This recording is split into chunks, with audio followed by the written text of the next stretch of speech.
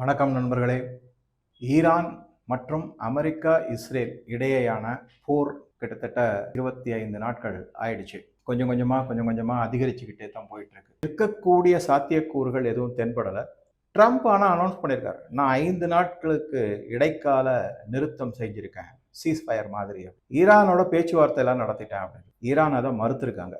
அது ஒரு தனி ஸ்டோரி. யாரோட பேசியிருக்காங்க, என்னென்ன முன்னெடுப்புகள் இன்னொரு வீடியோவில் நான் உங்க கூட ஷேர் பண்ணுறேன். இந்த வீடியோவில் இந்த கடந்த 25 நாட்களாக நாம் பார்த்துக்கிட்டு வர்றது எல்லாமே என்ன அப்படின்னா, மிசைல்ஸை பற்றி பார்க்குறோம், பேலிஸ்டிக் மிசைல்ஸை பற்றி பார்க்குறோம். அதை தவிர அமெரிக்காவினுடைய அதிபயங்கர ஆயுதங்கள், பங்கர் பஸ்டர் பாம், இது மாதிரிலாம் பார்த்துருக்கோம், நிறைய பார்க்குறோம். எல்லாத்தையும் நாம் எல்லாருமே குறைந்த அளவு மதிப்பீடு கொடுத்து முக்கியத்துவம் கொடுக்காம அப்படின்னு சொல்லலாம், கவனிக்காம விட்டது விண்வெளியில் சீறி பாய்ந்து வரும் இந்த ஏவுகணைகளோ இல்லை மற்ற குண்டுகளோ அல்ல. பூமியிலிருந்து இந்த 10 விரலை அதிக அளவில் உபயோகிக்கக்கூடிய கீபோர்டு என்று சொல்லக்கூடிய உபகரணம் தான் மிகப்பெரிய ஆபத்து, மிகப்பெரிய பேரழிவை உண்டாக்கக்கூடியது. அதுவும் தனிநபர் சார்பாக அப்படின்னு பார்க்கலாம். ஒரு போர்ல ஒட்டுமொத்தமாக ஒரு நாடு தாக்கப்படலாம், இராணுவ வீரர்கள் இறந்து போகலாம், அந்த மாதிரி இருக்கு. சிவிலியன்ஸ் சொல்லக்கூடிய சாதாரண மனிதர்களுக்கு எந்த அளவுக்கு பெரிய பாதிப்பு, உயிர் சேதம், அதெல்லாம் ரொம்ப அதிக அளவு ஏற்படாது. அதை குறுக்கடுத்தனமா சிவிலியன்ஸையும் தாக்குதல் நடத்துவேன்னு செஞ்சாதான் உண்டே தவிர மற்றபடி ஒன்றும் பெருசா ஆகாது. இந்த மினாப் அப்படிங்கிற இடத்துல 168 பள்ளிக்கூட குழந்தைகள் மீது அமெரிக்கா தாக்குதல் நடத்தியிருக்காங்க. அதெல்லாம் மிக மிக கொடூரமான செயல். சாதாரண மனிதர்கள் மீது எந்த விதமான தாக்குதல்களும் நடத்தப்படாத, தாக்கம் இருக்காது அப்படிங்கிறது தான் சாதாரணமாக இருக்கக்கூடிய போர் சார்ந்த அறம் அப்படின்னு நம்ம எடுத்துக்கணும். அமெரிக்கா பலவிதமான மிசைல்ஸ், அப்புறம் பாம்பிங் எல்லாமே பண்றாங்க. அதுக்கு ஈரானும் சரியான பதிலடி கொடுக்கிறான். 10க்கு 6 ஃபெயில்யூர் ஆனா கூட மிச்சம் 4 சரியான டார்கெட், இலக்குகளை நோக்கி அழிவுகளை ஏற்படுத்தி இருக்கிறது அப்படிங்கிறது மறுக்க முடியாத உண்மை. ஈரானால எப்படி இப்படி செய்ய முடியுது? அந்த அளவுக்கு மிகப்பெரிய இராணுவத்தில் வளர்ச்சி அடைந்த நாடா அப்படின்னா இல்லை. அதையுமே தனி ஸ்டோரியா தான் பார்க்கணும். நம்ம அதுக்கு பின்புலத்துல யாரோ இருக்காங்கிறது கண்டிப்பா தெரியும். ஆனா இந்த இடத்துல இந்த வீடியோல நான் எதை பத்தி உங்க கூட பகிரப் போகிறேன் அப்படின்னாக்க, மிசைல்ஸை பத்தியோ இல்லை பலவிதமான ஆர்ம்ஸ் அண்ட் அம்யூனிஷன்ஸ் உபயோகப்படுத்தி இருக்கிறதையோ அவைகளால் ஏற்பட்ட அழிவுகளை பற்றியோ அல்ல. நம்ம கண்ணுக்கே தெரியாம, நம்மளாலேயே உணர முடியாம, நம்மளால அதை ஒரு முக்கியத்துவம் கொடுக்கப்படாமல் இருக்கக்கூடிய இந்த கீபோர்டு. இந்த கீபோர்டு அப்படிங்கிறது ஏதோ இசை சார்ந்த கீபோர்டு கிடையாது, இது கம்ப்யூட்டர் கீபோர்டு. ஈரான் என்ன செஞ்சிருக்கு, இந்த கம்ப்யூட்டர் கீபோர்டு, சர்வர், சைபர், இந்த வார்த்தைகள் எல்லாம் கொஞ்சம் உபயோகப்படுத்தி பாருங்க. இதுல பல 10 ஆண்டுகளாக ஈரான் அரசினாலே ஆதரவு அளிக்கப்பட்ட பல சைபர் எக்ஸ்பர்ட்ஸ், வல்லுநர்களை உருவாக்கியிருக்காங்க. எதுக்கு? ஹேக்கிங் பண்றதுக்கு, கிரிப்பிள் பண்றதுக்கு, உடைத்து எறிவதற்கு. அதாவது மின் அணு கட்டுமானங்கள், அதனுடைய கோடிபிகேஷன் சொல்லக்கூடிய எல்லாத்தையுமே உள்ள புகுந்து உடைத்து எறிவதற்கான, பயன்பாட்டுகளை அப்படியே முடக்குவதற்கான பல பயிற்சி கூடங்கள், பல பேர் அரசே ஆதரவு அளித்து மிகப்பெரிய அளவில் உருவாக்கி வச்சிருக்காங்க. இதை எப்படி நம்ம பார்க்கலாம் அப்படின்னா, கடந்த காலங்களில், அதுவும் அமைதியாக இருந்த காலகட்டத்திலும் கூட ஈரான் என்னெல்லாம் செஞ்சிருக்காங்கன்னா, அமெரிக்க வங்கிகள், அதற்கப்புறம் energy infrastructure, grid tower, grid distribution system, இந்த மாதிரி எனர்ஜி இன்ஃப்ராஸ்ட்ரக்சர், அதுக்கப்புறம் அரசாங்கம் சார்ந்த நெட்வொர்க்குகள் எல்லாம், அதை தவிர இண்டஸ்ட்ரியல் கண்ட்ரோல் சிஸ்டம்ஸ், இந்த மாதிரி பலதையும் ஈரான் தங்களுடைய ஹேக்கிங் திறமையினால உள்ள புகுந்து முடக்கப்பட்டிருக்கு. அது அப்படியே அழிக்கப்பட்டிருக்கு அப்படிங்கிறதையும் நம்ம பார்க்கிறோம். இதன் பின்புலத்துல நான் சொன்ன மாதிரி ஈரானிய அரசு இருக்கு. அந்த அரசினுடைய IRGC, Islamic revolutionary card core, அவங்களுடைய பங்கும் மிகப்பெரிய அளவுல இருக்கு. இதுல ஈரான் மிக சிறந்து விளங்குகிறது அப்படிங்கிறத உலகத்துல பல வல்லுநர்கள் தெரிவித்துள்ள கருத்து. மிக சிறப்பாக ஹேக்கிங் பண்ணக்கூடியதுல ஈரானியர்கள் இருக்காங்க அப்படிங்கிறது ஒண்ணு நல்லா புரிஞ்சுக்கணும்.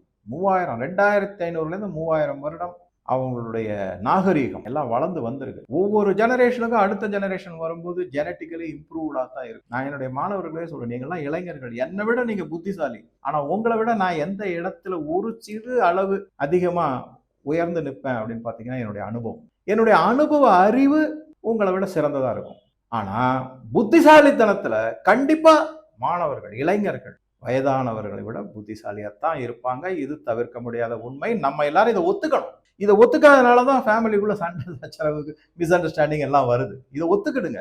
இளைஞர்கள் புத்திசாலிகள், ஆனா அனுபவம் இல்லாதவர்கள். அவ்வளவுதான் விஷயம். 2500 வருட நாகரிகத்துல ஊறி போய் திளைத்தவர்கள் வெறும் 350 வருட நாகரிகம் தான் அமெரிக்கா. கண்டுபிடிப்புகள் எல்லாம் இருக்கலாம், எல்லாமே வெளிநாட்டிலிருந்து வந்தவர்கள் மூலமாக கண்டுபிடிக்கிறது. அது ஒரு பக்கம் தனி ஸ்டோரி, அதை போட்டு குழப்பிக்க கூடாது. ஆனா ஒண்ணு நிச்சயம், ஈரானியர்கள் இந்த சைபர் அட்டாக், ஹேக்கிங் அப்படின்னு சொல்லக்கூடியதுல, கணினி சார்ந்த தொழில்நுட்பத்துல, அதாவது சாஃப்ட்வேர், சாஃப்ட் ஸ்கில் சிறந்து விளங்குகிறார்கள் என்பது உண்மை. இது பல வல்லுநர்கள் பல கட்டுரைகள்ல எழுதியிருக்காங்க, தெரிவிச்சிருக்காங்க. இப்ப என்ன ஆகுது, பொறுத்து பார்ப்பாங்க. பிசிக்கல் அட்டாக், நேரடியான பொருட்சேதம், ஆழ்சேதம் எல்லாம் தாக்குதல் மூலமாக ஒரு குறிப்பிட்ட அளவுக்கு மேல அதிகமாகும் போது ஈரான் என்ன செய்யும், அவங்க கிட்டையும் ஆர்ம்ஸ் அண்ட் அம்யூனிஷன் குறைஞ்சிக்கிட்டே வரும். அப்ப என்ன செய்வாங்க, சைபர் அட்டாக் தான். கண்டிப்பாக அதை கையில் எடுக்கப்படும். ஆல்ரெடி த்ரெட்டனிங் கொடுத்தாச்சு, முன் எச்சரிக்கை கொடுக்கப்பட்டு விட்டது ஈரானால மற்ற நாடுகள், குறிப்பாக கல்ஃப்ல இருக்கக்கூடிய, அதுவரையும் குறிப்பாக துபாய், அந்த நாடுகளுக்கு எல்லாமே சொல்லப்பட்டு விட்டது. அப்ப ஜாக்கிரதையா இருங்க. நாங்க எந்த நேரத்துல வேணாலும் எதை வேணாலும் அட்டாக் பண்ணுவோம். ஏன்னா இந்த சப்ளை செயின் மேனேஜ்மெண்ட் அப்படிங்கிறது தான் மிகப்பெரிய சவால் இன்னைக்கு. அந்த logistic system, computer controlled systems, அது மின்சார விநியோகமா இருக்கட்டும், இல்ல கப்பல் போக்குவரத்தா இருக்கட்டும், விமான போக்குவரத்தா இருக்கட்டும், எந்த போக்குவரத்துலயுமே எல்லாமே கோடிபிகேஷன் தான். ஒரு விமானம் எப்படி தரையிறங்கணும், மேல ஏறணும், எத்தனை விமானங்கள் வருது, எந்த மாதிரி டைமிங் இருக்கு, எல்லாமே இன்னைக்கு கம்ப்யூட்டர் பேஸ்ட். அப்ப அதையே முடக்குக்கான சாத்தியக்கூறுகள் அதிகம் அப்படின்னும் போது டோட்டல் கொலாப்ஸ். இதுக்கு மிசைலோ இல்லை இதுவோ எதுவுமே வேணாம், வெறும் 10 விரல்கள் போதும். Keyboard, system, network, internet connection, இது எல்லாம் இருந்தா அதை வச்சு முடிச்சிடலாம். இதுதான் மிகப்பெரிய ஆபத்து.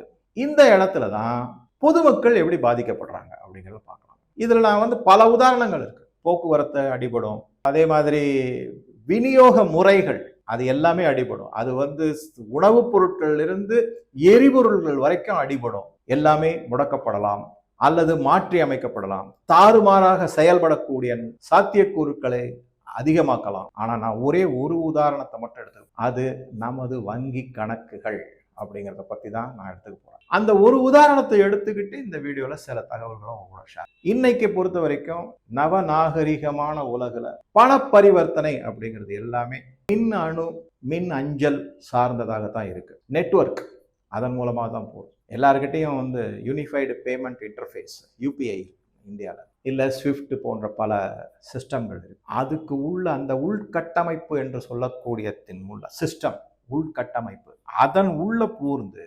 அதைக்கான இணைப்புகள் அப்படின்னு, இதை கம்ப்யூட்டர் லாங்குவேஜ் பிளம்பிங் அப்படின்வாங்க. இணைப்புகள் எல்லாமே, அதாவது என்னன்னா, நீங்க ஃபைபர் ஆப்டிக் கேபிள்னு ஒரு உதாரணத்துக்கு சொல்றாங்க, அதுதான் அப்படின்னு எடுத்துக்காது. அது என்னன்னா ஒரு பைப்பு மாதிரி தான் இருக்கும். அந்த பைப்புக்குள்ள தகவல்கள் பரிமாறப்படும். இந்த ஃபைபர் ஆப்டிக் கேபிள் மற்ற இது மாதிரி கிடையாது, அதுல பல அட்வான்டேஜஸ்லாம் இருக்கு. அதன் மூலமாக, அதுதான் அந்த பிளம்பிங், அது பைப். அது பைப் மூலமா போகுது, தகவல்கள் பரிமாறப்படுகின்றன. ஒரு இடத்துல இருந்து இன்னொரு இடத்துக்கு நீங்க பணம் டெபாசிட் பண்ணாலும் சரி, இன்னொருத்தருக்கு கொடுக்கணும்னாலும் சரி, ஒரு செலவினத்திற்கு அனுப்பணும்னாலும் சரி, எல்லாமே இந்த பைப் லைன் மூலமா தான் போகும். ஸோ இது பிளம்பிங். இப்போ இந்த பிளம்பிங்கை உடைச்சிட்டாங்கன்னு வச்சுக்கோங்க, என்ன ஆகும், சிஸ்டம் அப்படியே இறங்கிடும். ஸோ பல விதமான பிளம்பிங் ஒர்க் அப்படியே உடைத்து எரிந்து கிரிப்பிள் பண்ணிட்டாங்க அப்படின்னா, முடக்கப்பட்டது அப்படின்னாக்க என்ன, யாராலையுமே ஆக்சஸ்ன்னு சொல்லக்கூடிய அணுகுமுறை, அணுகுதல் அப்படியே முடங்கிவிடும். இதுல ஒரு விஷயம் முக்கியமானது என்ன கவனிக்கணும்னா, நம்ம பணம் இருக்கும், அது வெறும் பேப்பர்ல தான் இருக்கும். பாஸ்புக் கொடுப்பாங்க, அந்த பாஸ்புக்கில் 10 லட்சம் ரூபாய் பேலன்ஸ்னு இருக்கலாம். சார் 10 லட்சம்லாம் எங்கே சார் நாங்கள் பேலன்ஸ் வச்சுக்க போகிறோம்னு சொல்லாதீங்க, ஜஸ்ட் ஒரு உதாரணத்துக்கு தான் சொல்லுவோம். ஸோ பேலன்ஸ் உங்கள் அக்கௌண்ட்டில் இருக்கும், எடுக்க முடியுமானா எடுக்க முடியாது. சரி, அடுத்தவருக்கு அனுப்ப முடியுமானா, ஏன் அந்த பிளம்பிங் சிஸ்டம், பண பரிவர்த்தனைக்கான கோடிங் சிஸ்டம் எல்லாமே முடக்கப்பட்டு விட்டது, அழிக்கப்பட்டு விட்டது, தாறுமாறாக உடைபட்டு விட்டது. அப்படிங்கிற இடத்துல உங்கள் பணம் இருக்கும். அதனால தான் இப்போ என்ன சொல்கிறோம் அப்படின்னா, நம்ம எல்லாம் என்ன நினைச்சுக்கிட்டு இருப்போம் அப்படின்னா, நம்ம பணம் எல்லாம் ஒரு அப்படியே ரொம்ப பாதுகாப்பா ஒரு பாதுகாப்பு பெட்டகத்துக்குள்ள இருக்கு, அதை போய் நம்ம எடுத்துட்டு வரணும் அப்படின்னு நினைச்சோம்னா நடக்காது. நம்ம பணம் எல்லாமே நெட்வொர்க்குள்ள இருக்கு. உங்களுடைய மொபைல்ல இருந்து வங்கியினுடைய சர்வர்ல உங்க பணம் உட்கார்ந்துருக்கு. நீங்க இங்க இருந்து உங்க மொபைல் ஆபரேட் பண்ணணும்னா அதற்கான செய்தி வங்கி சர்வருக்கு போகும். அந்த வங்கி சர்வரே முடக்கிட்டாங்கன்னு வச்சுங்க இந்த ஈரானியன் ஹேக்கர்ஸ், உங்களுக்கு அணுகுதலே கிடைக்காது. உள் நுழைவதற்கே சாத்தியக்கூறே கிடையாது அப்படிங்கிற மாதிரி. நீங்க எல்லாத்தையும் இழந்து விடுவீர்களா? கிடையாது. முடக்கப்பட்டு விட்டது, அவ்வளவுதான். அது திருப்பி மீட்டெடுத்து அதற்கான சிஸ்டம்லாம் திருப்பி கொண்டு வந்து அதை ரிப்பேர் செய்து. இந்த இடத்துல ஒரு கேள்வி எழலாம், சார் அப்ப சைபர் செக்யூரிட்டி, ஃபயர் வால் இதெல்லாம் சொல்றாங்களே, அதெல்லாம் கிடையாதா? இருக்கு. இப்ப நம்ம ஆக்சுவலா பாத்தீங்கன்னாக்க நம்மளுடைய இந்தியாவை பொறுத்த வரைக்கும் பலவிதமான முன்னெடுப்புகள். அதனாலதான் இந்த யூபிஐ உலகத்துல பல நாடுகள் எதுக்காக எடுத்துருக்காங்கன்னா இது ரொம்ப சேஃப். அதனால நமக்கு பாதுகாப்பு நிச்சயமா உறுதி செய்யப்பட்டிருக்கு, நான் இல்லைன்னு சொல்ல மாட்டேன். அதை தவிர அனுபவங்கள் மேலும் மேலும் மேலும் ஃபயர் வால்ஸையும் பாதுகாப்பு உத்திகளையும் நமக்கு மேம்படுத்தி கொண்டே வருகிறது. அரசாங்கமும் வருகிறது, வங்கிகளும் செய்கிறாங்க, எல்லாம் செய்யறாங்க. 2 வார்த்தை ஆனா முக்கியம். இருந்தாலும் ஆனாலும் இந்த 2 வார்த்தை அதுதான் ஹேக்கர்ஸ் நல்லா இறுக்கி பிடிச்சிட்டு இருக்காங்க. அந்த 2 வார்த்தை எங்களால உள்ள நுழைய முடியுமே, எங்களால முடக்க முடியுமே, இப்ப அதுதான் நடக்க போகுது. ரொம்ப ரொம்ப சீரியஸான மேட்டர். எதனால அப்படின்னா, இது பல காலத்துக்கு முன்னாடி, பல வருடங்களுக்கு முன்னாடி இதை பத்தின பெரிய ஒன்றும் அச்சப்பட வேண்டிய அவசியம் இல்லாம இருந்தது. இன்னைக்கு கிராமத்துல சாதாரண பெட்டி கடையில, டீ கடையில கூட இந்த மின் இணைப்பு பண பரிவர்த்தனை வந்தாச்சு. அதனால அதுல உள்ள இருக்கிறவங்க இதை பத்தி ஓரளவுக்கு கவலைப்பட வேண்டியதுதான், வேற வழி கிடையாது. ஆனாலும் பாதுகாப்பு ஏற்பாடுகள், முன்னெடுப்புகள் எல்லாம் செய்யப்பட்டு கொண்டுதான் இருக்கின்றன அப்படிங்கிறது தான் முக்கியமான செய்தி. எல்லாரும் என்ன பண்றாங்க, நீங்க பத்திரிகைகள்லாம் பாருங்களேன், எல்லா பத்திரிகைகளையும் பாருங்க, ஊடகங்களையும் பாருங்க, ஆயிலை பத்தி பேசுவாங்க, கேஸை பத்தி பேசுவாங்க, ஷிப்பிங் லைன்ஸை பத்தி பேசுவாங்க. நாம மட்டும்தான் என்ன பண்ணிருக்கோம்னா இன்சூரன்ஸை பத்தி பேசிருக்கோம், இப்ப பேங்க் நெட்வொர்க்கை பத்தி பேசிட்டு இருக்கோம். இதையெல்லாம் யாருமே ஒரு பெருசா கண்டுக்கிறதே இல்லை. ஆனா இதுதான் முக்கியமானது. ஏன் அப்படின்னா, சாதாரண தனிநபர் சார்ந்த விஷயங்கள், அதில் பாதிப்பு ஏற்படக்கூடிய விஷயங்கள் இவை. அதனால நான் இதை கொஞ்சம் எம்பசைஸ் பண்ணி உங்க கூட ஷேர் பண்றேன், அழுத்தம் கொடுக்குறேன்.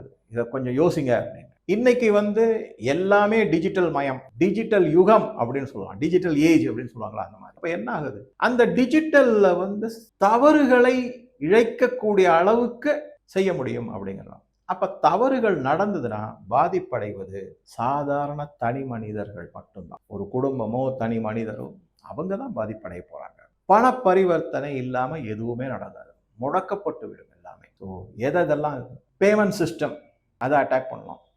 பணமே கொடுக்க முடியாது, எடுக்க முடியாது. அதுக்கப்புறம் கம்யூனிகேஷன் சிஸ்டம், உங்க போனையே இல்லாம டவர்லாம் முடக்கிட்டாங்க.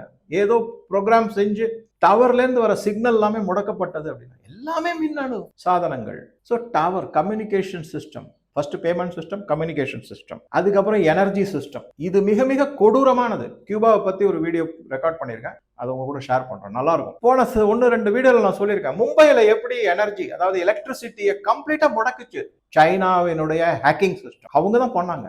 அந்த கிரிட் டிஸ்ட்ரிபியூஷன் சிஸ்டத்தை அப்படியே முடக்கிட்டாங்க. 2-3 நாட்கள் வரைக்கும் பவரே கிடையாது. பவர் இல்லைன்னா என்ன ஆகும் யோசிச்சு பாருங்க. கியூபாவினுடைய வீடியோ பாருங்க, அதுல பல விஷயங்களை சொல்லியிருக்கேன். இப்பதான் இன்னும் பப்ளிஷ் ஆகல, ஆகும் இன்னொரு 1 or 2 daysல. அவங்க எந்த அளவுக்கு பாதிப்படைஞ்சிருக்காங்கிறது தெரியும். ஸோ எனர்ஜி சிஸ்டத்தையும் முடக்கக்கூடிய சாத்திகள். ஆக மொத்தம் என்ன அப்படின்னா, நான் சொன்ன மாதிரி இந்த டிஜிட்டல் பிளம்பிங் சிஸ்டத்தை முடக்கிட்டா, அதை கிரிப்பிள் பண்ணிட்டாங்கன்னா, அதை ஏதாவது தாறுமாறா உடைச்செறிஞ்சிட்டாங்கன்னா, அதுக்கு பயன்படக்கூடிய இந்த கீபோர்டு, இந்த 10 விரல் மிக மிக ஆபத்தானது, பேரழிவை உண்டாக்கக்கூடியது அப்படிங்கிறது இந்த வீடியோல நான் உங்க கூட ஷேர் பண்ணியிருக்கேன். ஸோ உங்க கருத்துக்களை பதிவிடவும். இதற்கு நடுவில் நான் என்ன பண்ணலான்னு இருக்கேன்னா, சரி இதுக்கு ஏதாவது விடிவு வருமா, என்ன மாதிரி முன்னெடுப்புகள், நம்ம கொஞ்சம் முன் ஜாக்கிரதையா என்னென்னலாம் செய்யலாங்கிறத ஒரு ஷார்ட் வீடியோவா அடுத்த இதில் உங்க கூட ஷேர் பண்ணுறேன். அதையும் இதோட சேர்த்து பாருங்க, ஒரு நல்ல புரிதல் கிடைக்கும். ஸோ உங்க கருத்துக்களை பதிவிடவும். நன்றி, வணக்கம்.